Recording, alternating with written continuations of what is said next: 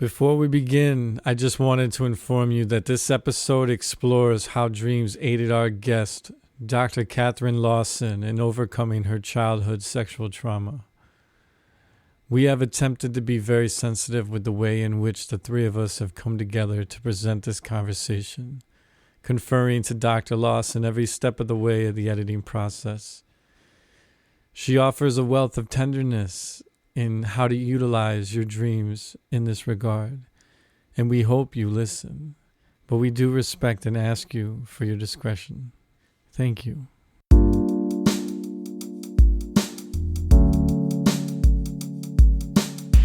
Our modern Western culture places little to no value on the power of our nightly dreams to inspire, shift, and reorganize our lives. This podcast demands a deep reconsideration of the role dreams play on our path to a more vital and meaningful life. The following is living proof of the life-affirming power of dreams to affect change and redirect the trajectory of our inner and outer lives. These are the dreams that shape us.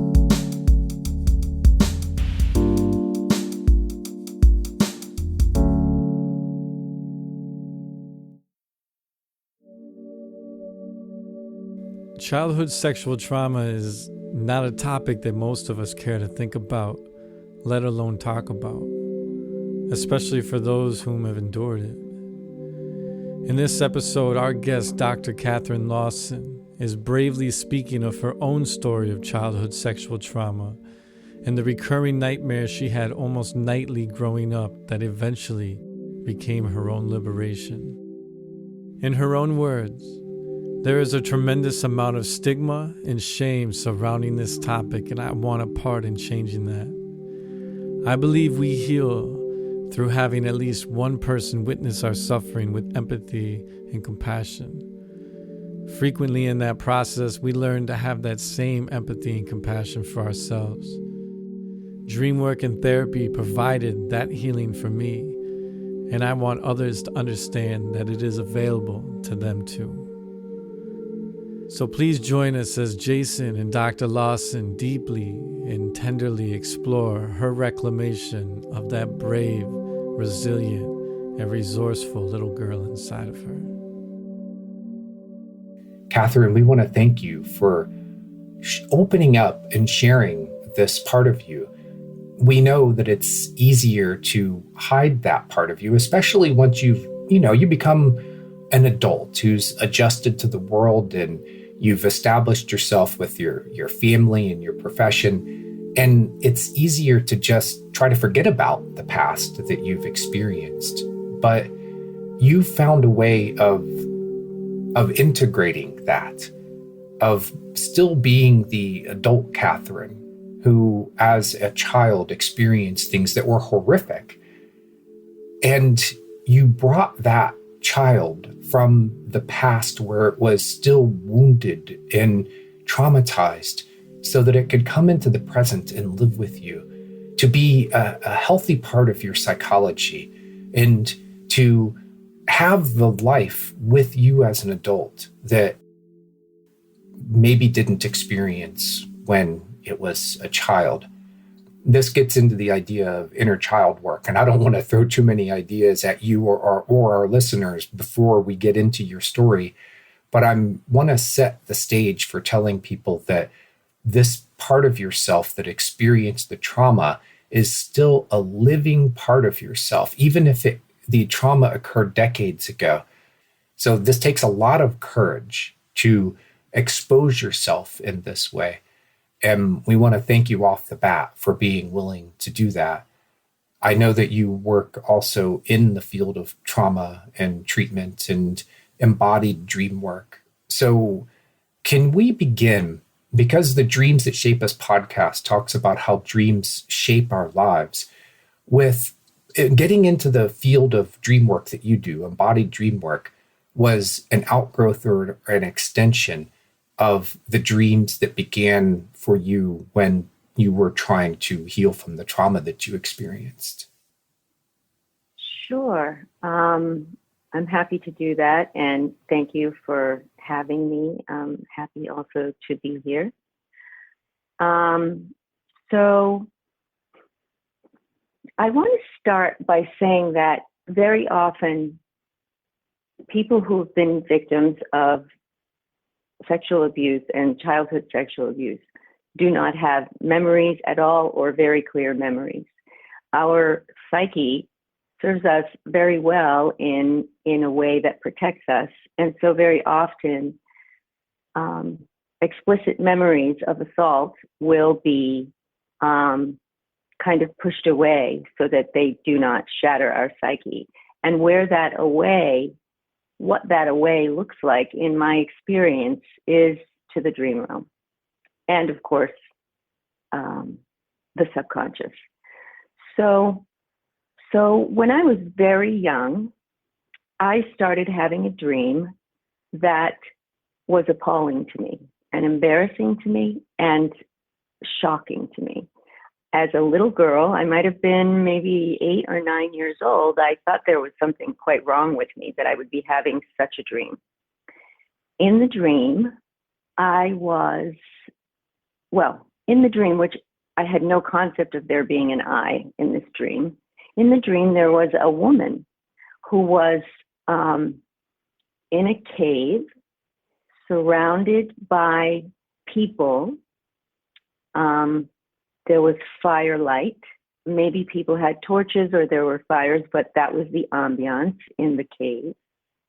And this woman was in the middle, and she was on a stone slab, and she was restrained. Her kind of like splayed out and restrained. Her wrists were restrained. Her ankles were restrained.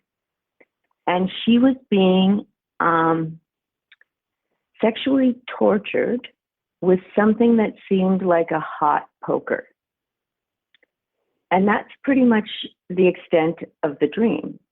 However, I had this dream repeatedly, night after night, week after week, month after month, year after year.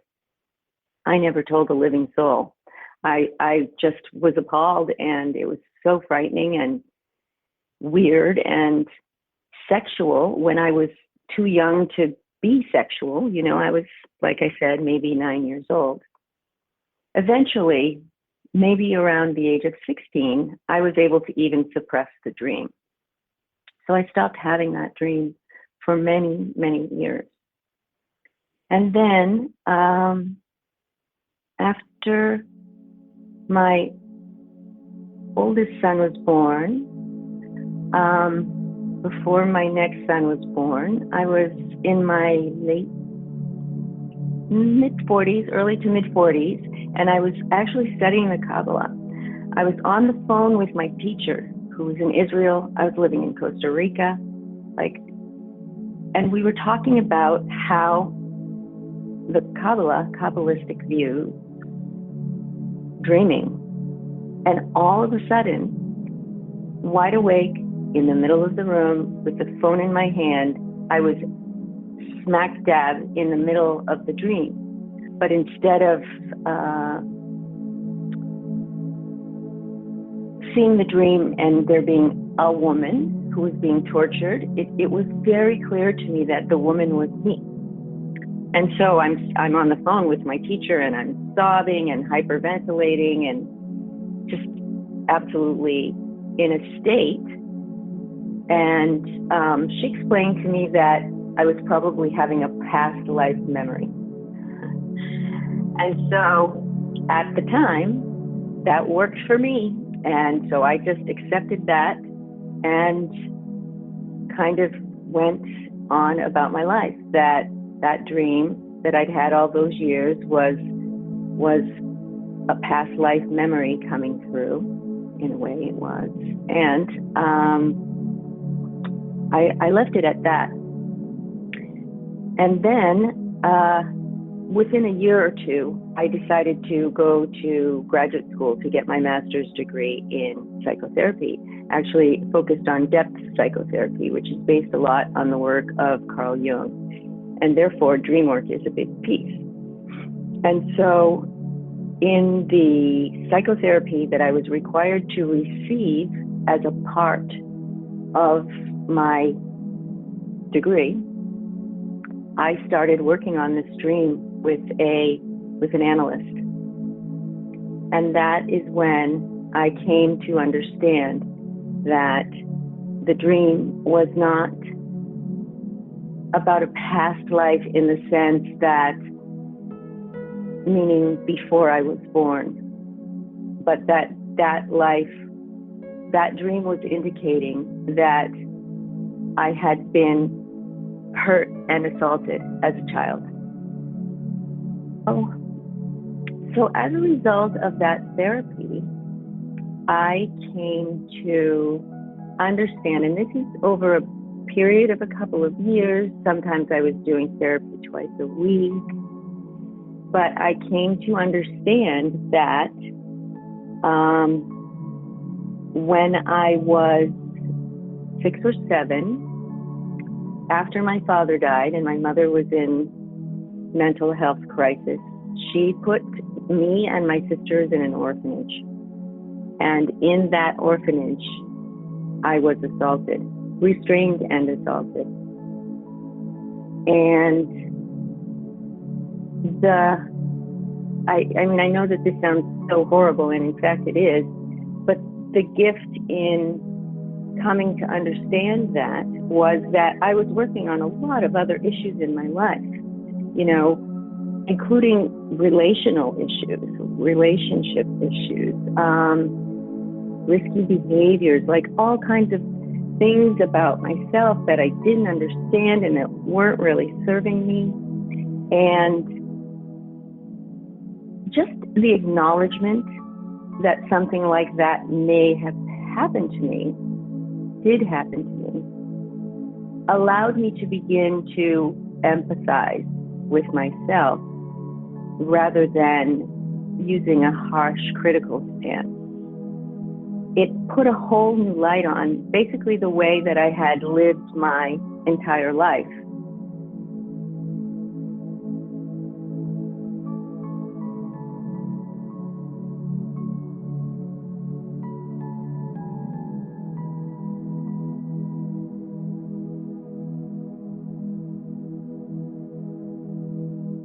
And I'll now share something that usually creates quite a crack up amongst my friends and colleagues because I'm quite open about it. I've been married 5 times.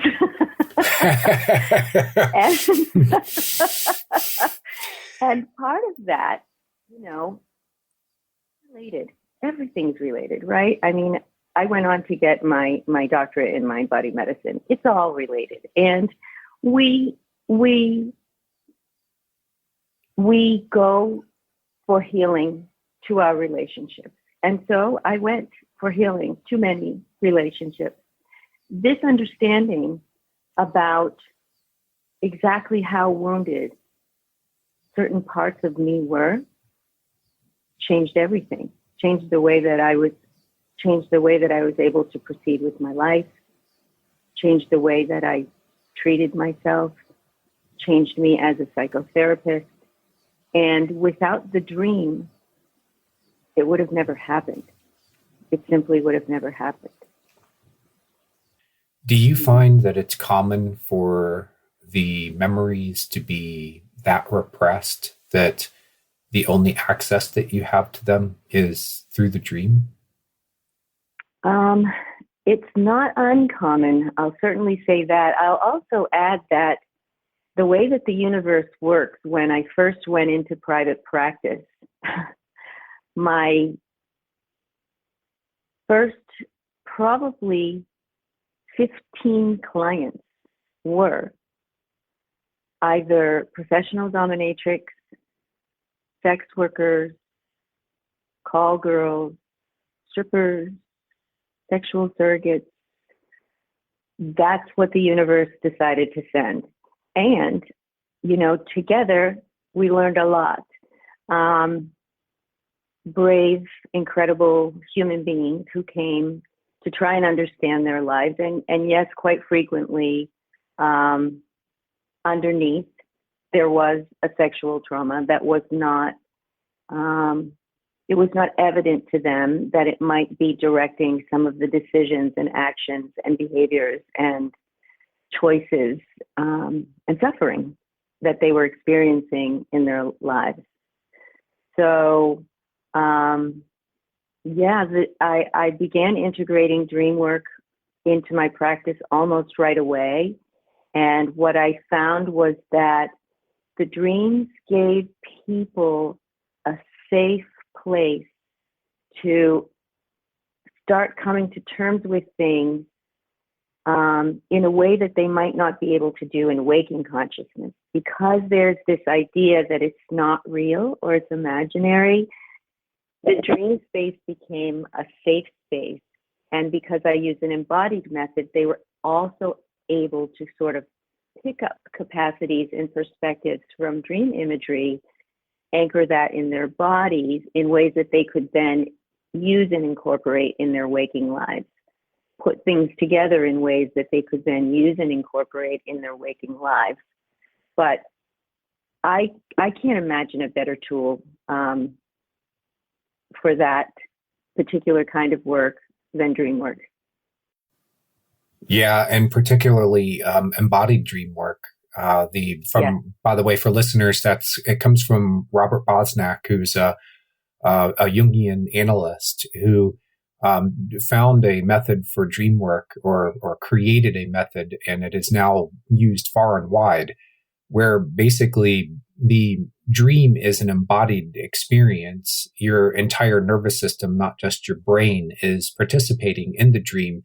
And the body has messages about the dream in relation to it. And it's not traditional dream analysis in the sense of, sit down on the couch and let's, psychoanalyze you. This is more about, where am I feeling this dream within my body? Where is it coming from? So for people who have experienced traumas to their body, sexual abuse obviously is traumatic to the body. Their dreams can speak to the abuse and the trauma and everything related to it. And then as they're exploring the dream, they allow their body to lead them, to guide them. I think that this would be a valuable place for our listeners, for you to pick up with, since you're a specialist in this. Can you tell us more about embodied dream work and how you used it to help with the people that you've worked with as a psychotherapist who had experienced these traumas? Yeah. Bessel van der Kolk, as widely quoted as he is, he should be. In cases of trauma, it is the body that keeps the score. And so what happens in an embodied imagination session is that a dreamer is guided back into the dream in a hypnagogic state. So that state just between waking and sleeping, when we're best able to remember a dream. Therefore, they are also somewhat lucid. And we go to the various images in the dream, understanding them as entities or environments that are independent. And we go to these images in the dream and we get close enough to them, particular enough about them, honoring them in a way that eventually the dreamer will become absorbed by the perspective or capacities or whatever that dream image is holding. To be perfectly frank, I don't very often know what that dream image is holding, but it is always in benefit to the dreamer. So it is an altered state of consciousness. Your habitual consciousness kind of steps aside. That's a part of the process, and you become absorbed by the image itself. And by independent, you mean autonomous of the ego? I believe so. Okay. So these are images that exist inside of you and kind of it's basically saying that these images have a life of their own within you. And you need to approach it as a relationship, as a relational thing. When you approach them in your imagination during one of these sessions, when you're going deep into a sort of a hypnotic or hypnagogic state, and you find these things within you that are tied to the dream, You're understanding them Right. as something that's autonomous of the ego, and therefore you need to relate to them in the place where they are at, the space That's that, if you think of like a headspace, a mental space, an emotional space, in that sort of sense, these things have their own space, and you need to come to them and understand them where they are at. Yes. I call it hosting.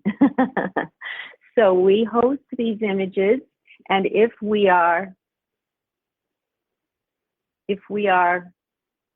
intentional enough in the way that we host and honor those images, they will allow us to share a body and a perspective with them. And I've seen it happen at this point thousands of times.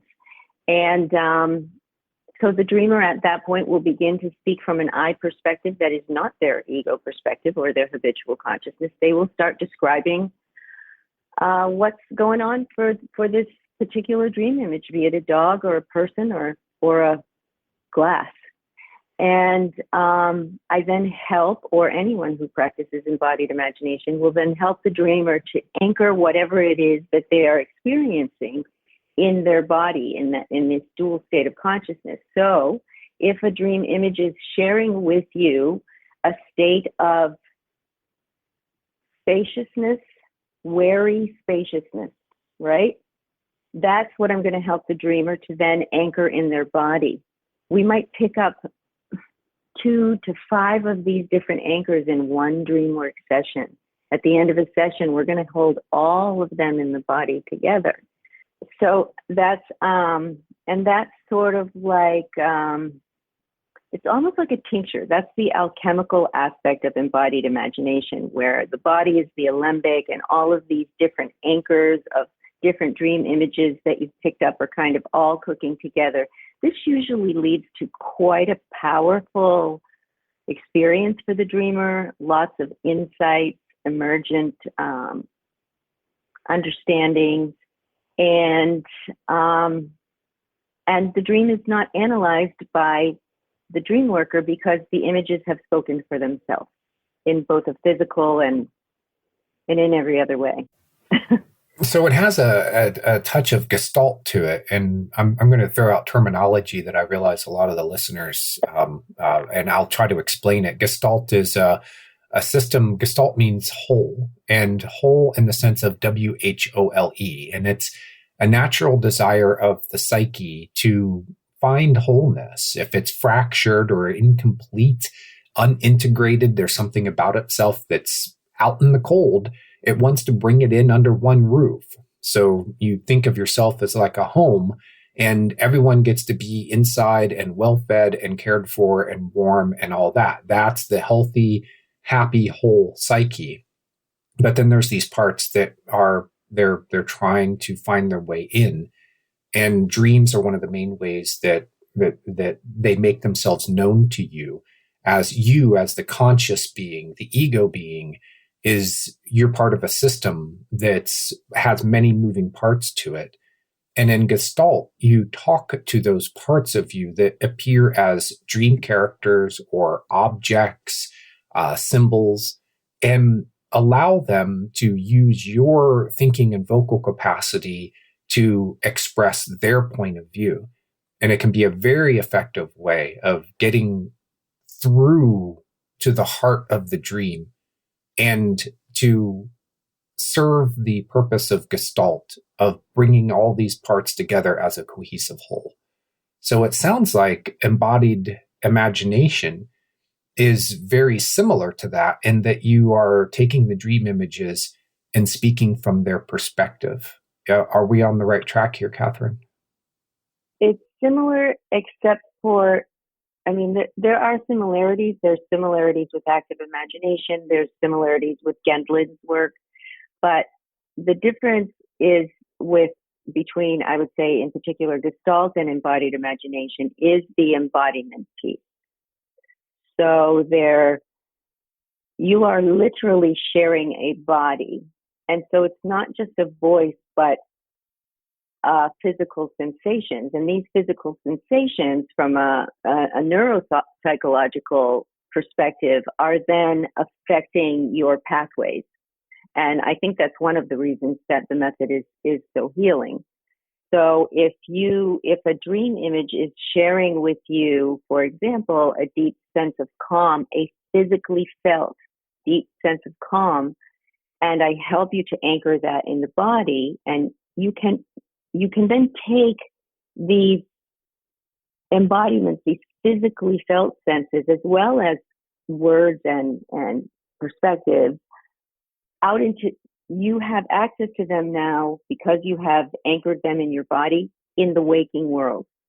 So this calm that is not available to you in your waking world because you're getting ready to go have chemotherapy or something, right? Now all of a sudden you can pull it up. You can read. So these composites of different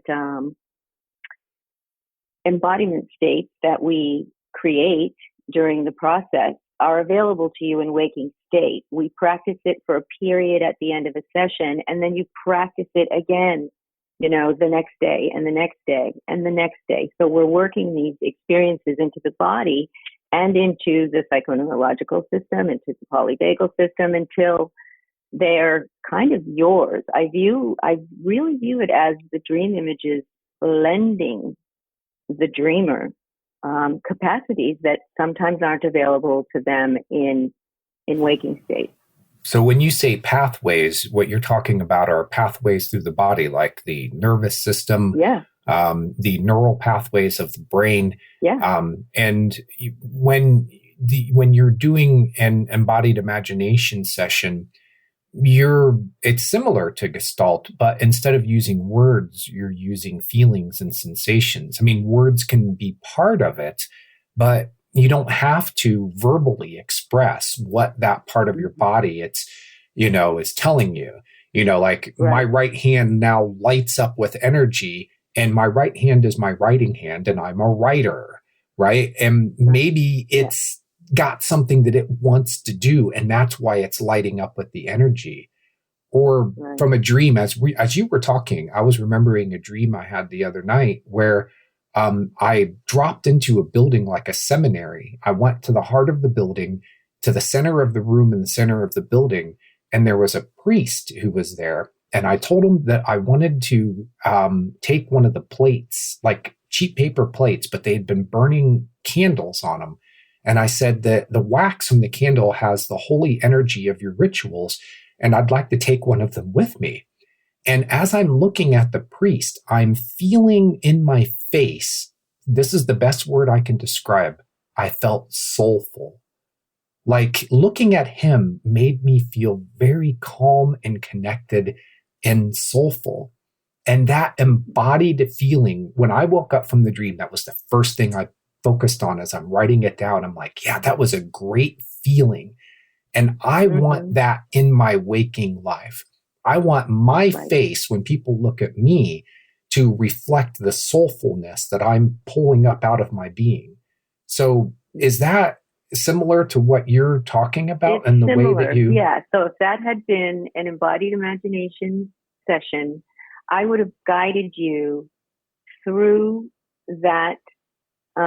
What did you say? He was a priest? He's like a priest, like a father priest. So I would have guided you through his face, through his eyes, through his posture, through his clothing, through whatever was coming out in a very, very slow and particular way until you found yourself inside his perspective, looking back at yourself. And as I did that, I just got chills throughout my entire body. And you, at that point, may have experienced the soulfulness. You may have experienced other things that he holds. And then I would have you become curious about where in your body you are aware of that soulfulness. And it might be that you were aware of it in your face, and it might be that you were aware of it in your heart or your stomach or across the top of the shoulders. Wherever it was, I would say, I would guide you to then anchor that there. Anchor that experience of soulfulness right there in the heart. So it's interesting that this is... And then we would move on. Go ahead, sorry. And you would have it. It's okay. Go ahead. And so I would have it to carry with me. Now it's anchored into my body. And so what I've done is explored further into the dream. What I was about to say a moment ago was that what I'm seeing is that you're expanding on the dream content, that it's there while you're dreaming, but you need to sort of more fully experience it while you're in this awake, calm, sort of hypnagogic state, so that you can find out more of what was there being offered by the dream. Right. And then get more out of it and allow it to become a conscious part of you, which is, it's very different from the traditional dream analysis, where you're very different. Yeah.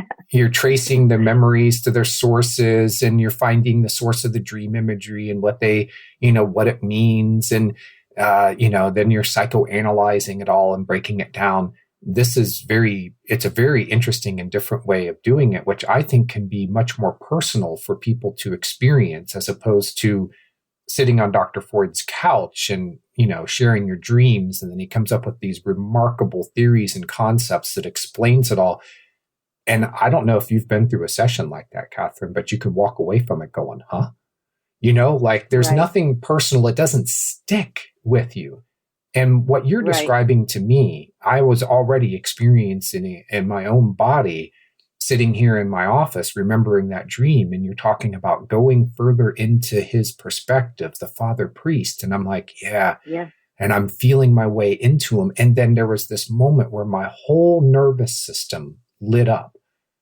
And I can only imagine what that would be like if I'm very relaxed and in that, because I'm very focused on you right now. And so I've got all this alpha and beta brainwave stuff going. Now, if I was in that deep sort of delta or theta state, woo, I bet that would be even more of a powerful experience. Can you describe how you used that with the dream that you shared, the recurring dream that started as a child? How did you use this technique to help with that? Well, interestingly enough, but I'm sure you've heard this before, once you begin integrating what a dream has come to share, very frequently the dream goes away, right?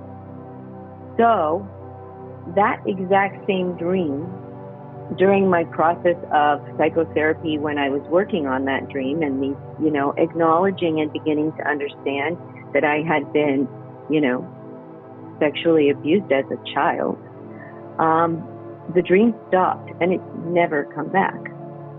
But then you have new dreams, right? Then new dreams come, and new dreams offer you new information.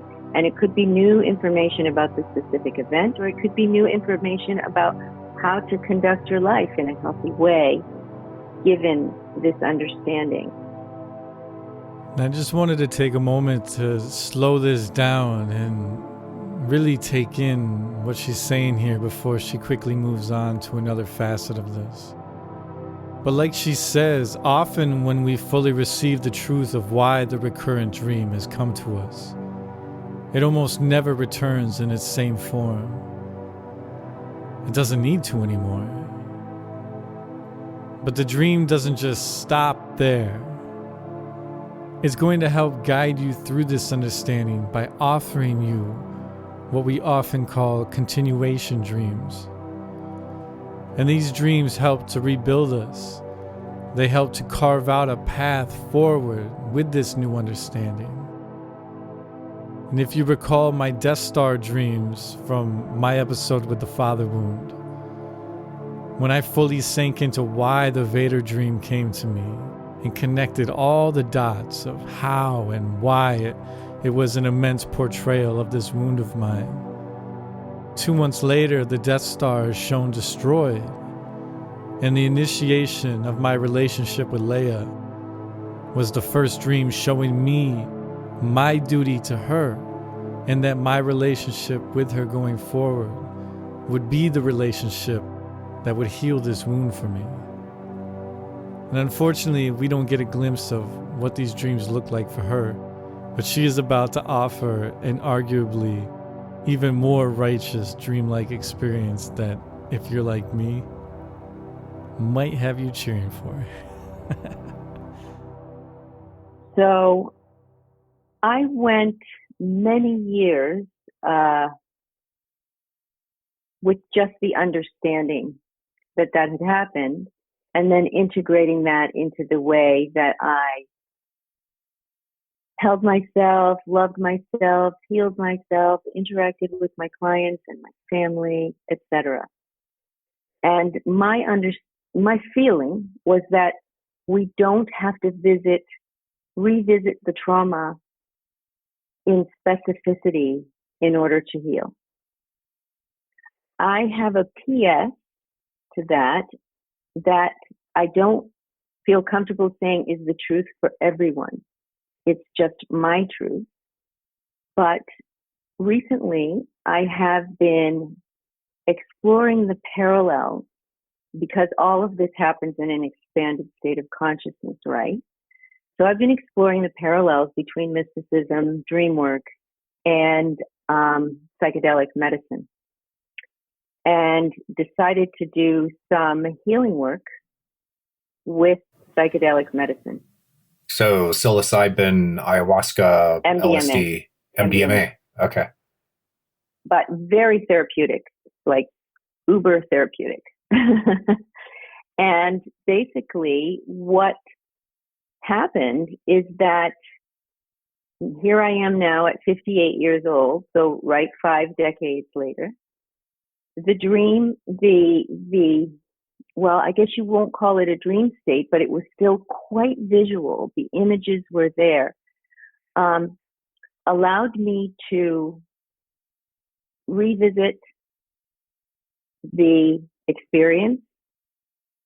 I had a lot of physiological response, shaking and things like that, and basically just kind of finish it off. I don't have any other words to describe it, but to finish the grief, to finish the holding on, to finish the whole thing.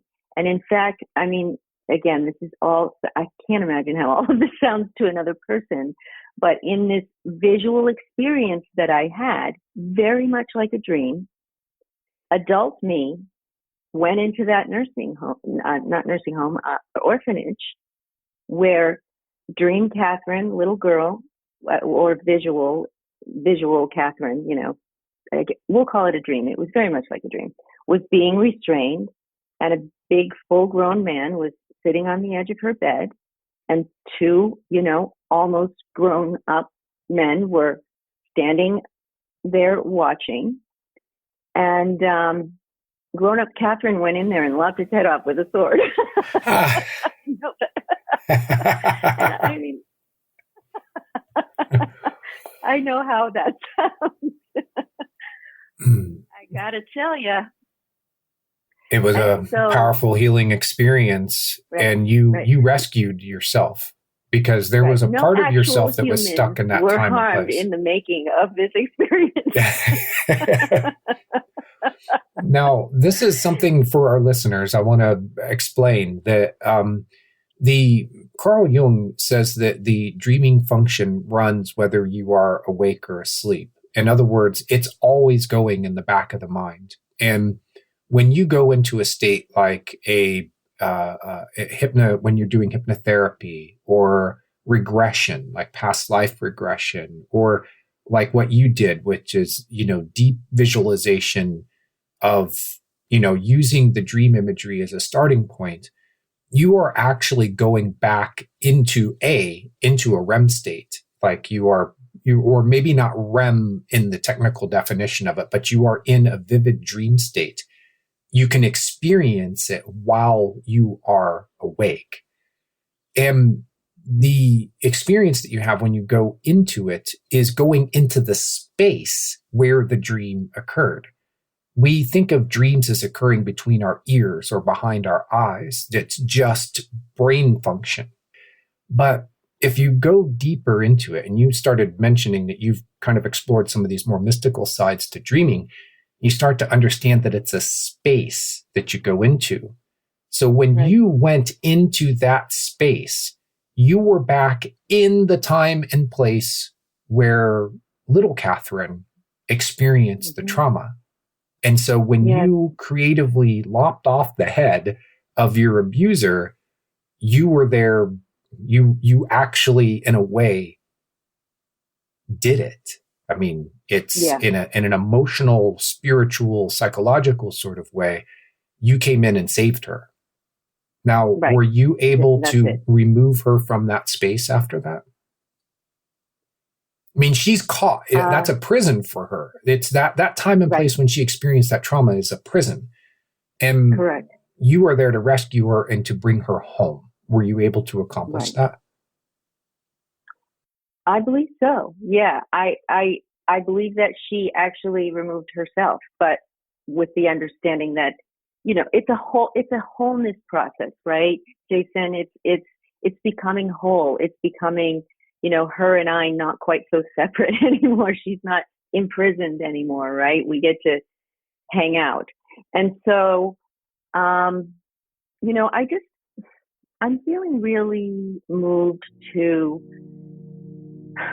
just acknowledge that the kind of thing that I'm describing is, I'm so aware that that's not just me, and that it's so hard to talk about these things. And the kind of experiences that I'm describing, the years of psychotherapy, working through that dream, and this process of, with the help of, you know, MDMA, going in and reliving, you know, parts of my assault, are incredibly difficult, painful, exhausting.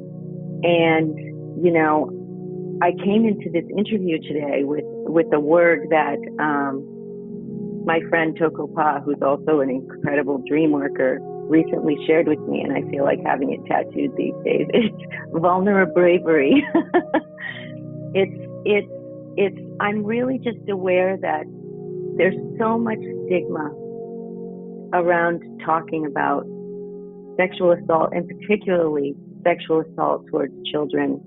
It's so painful. It's so unthinkable. It's so unimaginable that we want to turn away.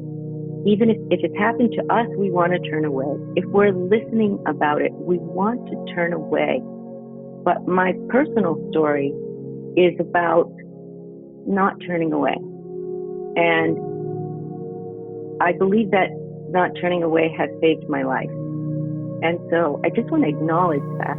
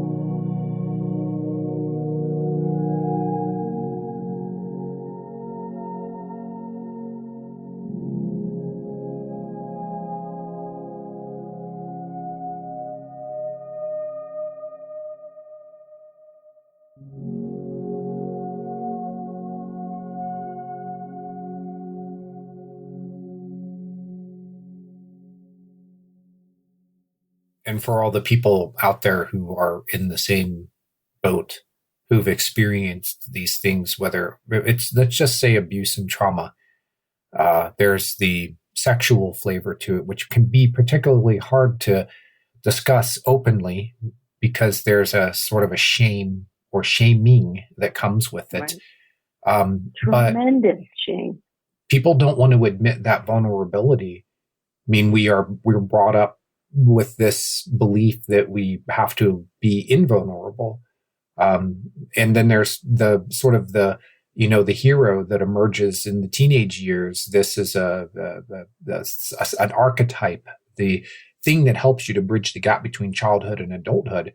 The hero can't acknowledge that it's hurt and vulnerable and all that. The hero is supposed to be the one who's, conquered all that stuff, or can conquer it, can leave it all behind and then go forward, full charge into adulthood and to make their mark on the world. whether or not a person personally believes that or is able to embody it and live it, it's still sort of an ideal of our culture, which creates an atmosphere of forget about all that stuff. It's better for you to focus on what's going on in the present. Get that promotion at work, get that grade in your class, conquer that, goal, learn that skill, and be focused on what's going on day to day in your life, as opposed to revisiting the past where you might have experienced something that, well, what are you going to do about it now? This is speaking from the perspective that I've seen from people is, what's the point in going back into the past, into your traumas and stuff that you experienced? Because it's not going to do you any good anyway. And there is maybe some truth to it in the sense that a lot of people, it fractures them by revisiting it, and they're better off leaving the door closed unless there's something that gives them a pathway into it. And before you pick up, Katherine, I just want to say real quick, the dream provided that opening for you. This is something that you maybe would have never talked about, but the dream gave you a structure to talk about it. So now for the person who experienced abuse, when they can talk about the dream that brings up the abuse, it provides a middle layer for them to an entry point into it that they might have never, if they never had the dream, they might not have ever had that entry point to go back into that time and place where they experienced the trauma and begin the healing process. That's true.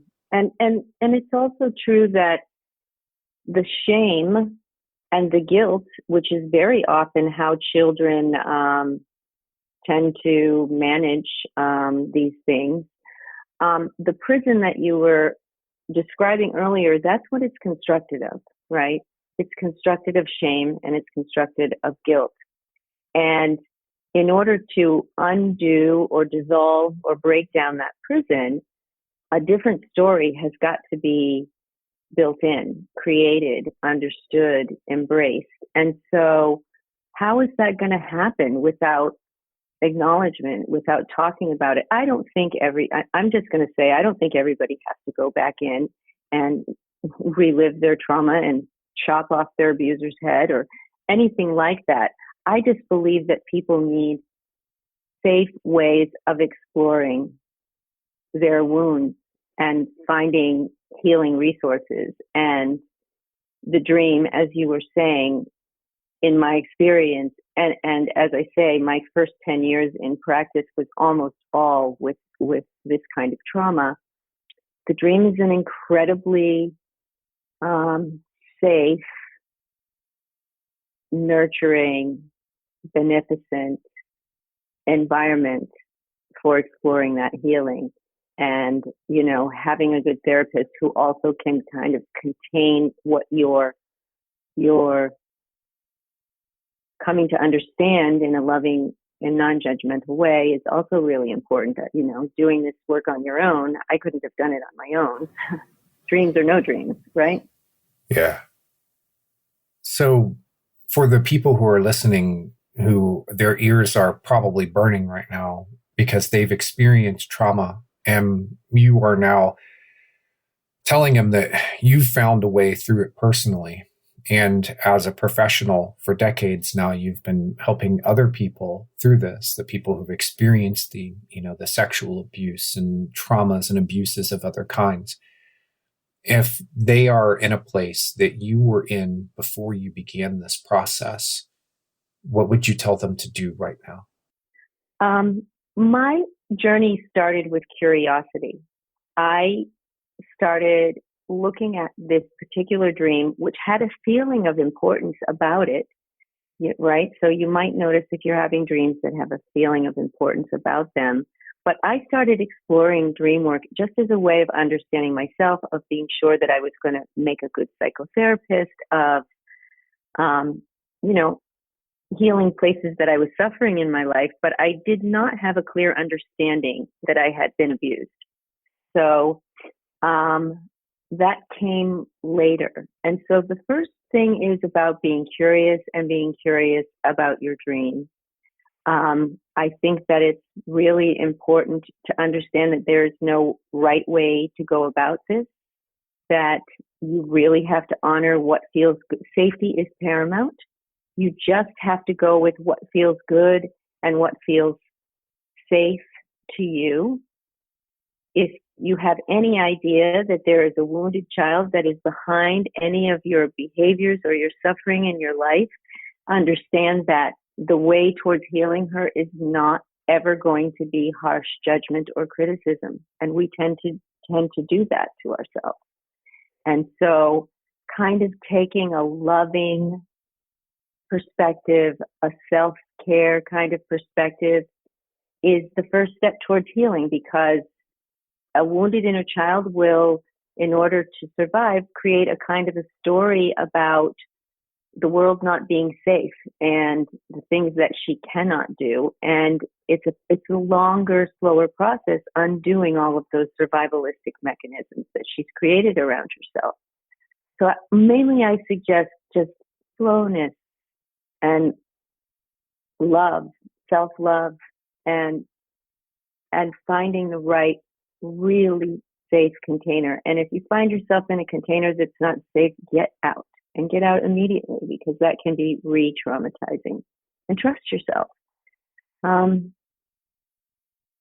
Yeah, that's what I would say. And that it is possible. It doesn't matter how long it's been. It doesn't matter what you've done with your life. It is always, always possible to heal. This has been a long, slow journey for me. And in the meantime, I've lived a great life. I've helped a lot of people. I've had a lot of adventures. I've enjoyed myself. I've laughed a lot, right? It's a process. It's really a process. For me, because of the way that I work and who I am as a person, it was important to close the book all the way, and to bring my wounded child all the way out into the light. I believe that increases my capacities as a healer, my resources. She's a resource. Look how she survived, right? Incredible. So it's not an all at once kind of thing very often. And that's important to understand too. There's not a magic wand that will be waved. And a lot of the resources that you put into play to survive if something like this has happened to you will be gifts.